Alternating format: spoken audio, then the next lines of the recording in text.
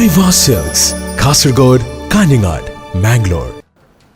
നമ്മുടെ നാട്ടിൽ നമ്മളൊക്കെ എന്തെങ്കിലുമൊക്കെ ഒരു പ്രധാനപ്പെട്ട വിഷയം ചർച്ച ചെയ്തുകൊണ്ടിരിക്കുമ്പോൾ ഞാനുമുണ്ട് അലിയ എന്ന് പറഞ്ഞ ഒരാൾ കയറി വരും.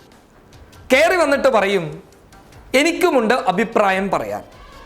എന്നാൽ അഭിപ്രായം പറയുന്നതാവട്ടെ നമ്മൾ ചർച്ചക്കെടുത്ത വിഷയവുമായിട്ട് യാതൊരു ബന്ധവുമില്ലാത്ത കാര്യമായിരിക്കും. നമ്മൾ എന്തെങ്കിലും എതിർത്ത് പറഞ്ഞാലോ അവൻ പറയും ഞാൻ പറഞ്ഞതാണ് ശരിയെന്ന്. അത്തരക്കാരെ നമ്മുടെ നാട്ടിലുള്ള ആളുകളൊക്കെ പറയാറുള്ളത് ഇങ്ങനെയാണ്, അതൊരു കിളി പോയ ഐറ്റമാണ് അലിയ എന്ന്.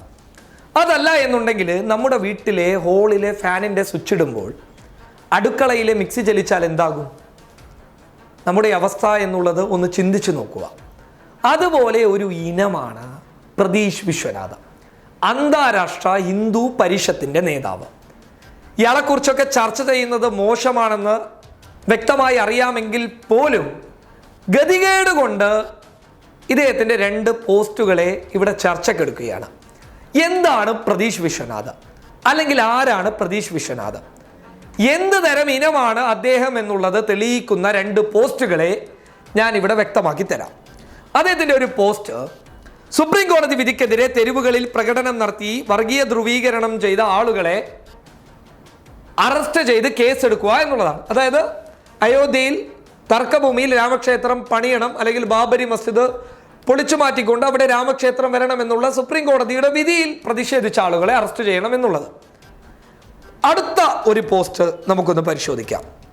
ശബരിമല വിഷയത്തിൽ വിധി അനുകൂലമാകാൻ പ്രാർത്ഥിക്കുക. വിധി എന്തായാലും ആചാര ലംഘനം അനുവദിക്കുകയില്ല. എല്ലാ അയ്യപ്പ ഭക്തരും തയ്യാറെടുക്കുക. അതായത് സുപ്രീം കോടതിയുടെ വിധി അനുകൂലമായില്ല എന്നുണ്ടെങ്കിൽ തെരുവിലിറങ്ങാൻ വേണ്ടി പറയുന്നു. ഇദ്ദേഹം ആദ്യം വിമർശിച്ച കാര്യമൊന്ന് എടുത്തു നോക്കാം. ബാബരി മസ്ജിദിന്റെ വിഷയത്തിൽ തെരുവിലിറങ്ങിയ ആളുകൾക്കെതിരെ കേസെടുക്കുക. രണ്ടാമത് പറയുന്നു, ശബരിമല വിഷയത്തിൽ വിധി അനുകൂലമായില്ല എന്നുണ്ടെങ്കിൽ നമ്മൾ തെരുവിലേക്ക് ഇറങ്ങുക. അപ്പോൾ ബാബരി മസ്ജിദിന്റെ വിഷയത്തിൽ തെരുവിലേക്ക് ഇറങ്ങിയാൽ നിങ്ങൾ കേസെടുത്തുകൊള്ളുക, ശബരിമല വിഷയത്തിൽ ഞങ്ങൾ തെരുവിലേക്ക് ഇറങ്ങിയാൽ കേസ് എടുക്കരുത് എന്നാണ് പ്രതീഷ് വിശ്വനാഥ് പറഞ്ഞതിൻ്റെ അർത്ഥം. യഥാർത്ഥത്തിൽ ന്യൂനപക്ഷ വിരോധം ഉണ്ടാക്കിയെടുക്കുക, താൻ ഒരു വലിയ ഹൈന്ദവ സ്നേഹിയാണെന്ന് വരുത്തി തീർത്ത് നല്ലവരായ അയ്യപ്പ ഭക്തരെ കൂട്ടുപിടിച്ചുകൊണ്ട് വർഗീയ വിദ്വേഷം ഉണ്ടാക്കാനുള്ള പച്ചയായ സ്വഭാവമാണ് ഇദ്ദേഹത്തിൻ്റെ ഫേസ്ബുക്ക് പോസ്റ്റിൽ നിന്ന് വ്യക്തമാക്കുന്നത്. 2 ഇടത്ത് 2 നീതി.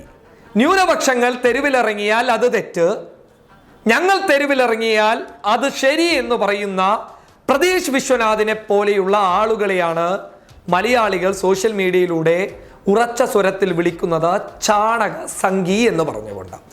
ദയവ് ചെയ്ത് നമ്മുടെ കൊച്ചു കേരളത്തിൽ ഇത്തരത്തിലുള്ള വർഗീയ വിദ്വേഷവുമായി കടന്നു വരരുത്. അഭിപ്രായം പറഞ്ഞുകൊള്ളുക.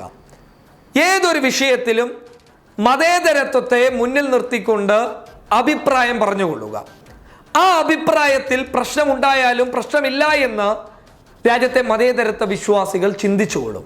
പക്ഷേ പ്രശ്നമുണ്ടാക്കാൻ വേണ്ടിയിട്ട് വർഗീയ ധ്രുവീകരണം നടത്തുന്ന ഇത്തരത്തിലുള്ള ഫേസ്ബുക്ക് പോസ്റ്റുകളുമായി വീണ്ടും വന്നു കഴിഞ്ഞാൽ തീർച്ചയായും കേരളത്തിലെ പൊതുജനങ്ങൾ ഹിന്ദുവെന്നോ മുസ്ലിമെന്നോ ക്രിസ്ത്യാനിയെന്നോ വേർതിരിവില്ലാതെ നല്ല കലക്കൻ മറുപടി തരും ചേട്ടാ എന്ന് ഓർമ്മപ്പെടുത്തിക്കൊള്ളുന്നു. ഇദ്ദേഹത്തെക്കുറിച്ച് ചർച്ച ചെയ്ത് കഴിഞ്ഞാൽ ഇദ്ദേഹത്തെ പോലെയുള്ള ആളുകൾ വളരുമെന്നുള്ള ഉത്തമ ബോധ്യമുള്ളത് കൊണ്ട് തന്നെയാണ് ഇത് പറയുന്നത്. ഈ ചർച്ചക്കെടുത്തതിൻ്റെ കാരണം ഇദ്ദേഹത്തിൻ്റെ ഈ നെറികേട് നിങ്ങൾ തിരിച്ചറിയുക എന്നുള്ളതിൻ്റെ ഒറ്റ ലക്ഷ്യത്തിൻ്റെ പേരിലാണ്. ദയവ് ചെയ്ത് കേരളക്കരയിൽ വന്നിട്ട് വർഗീയ വിദ്വേഷം ചൊരിയരുത് എന്ന് കേണപേക്ഷിക്കുകയാണ്. News desk public Kerala.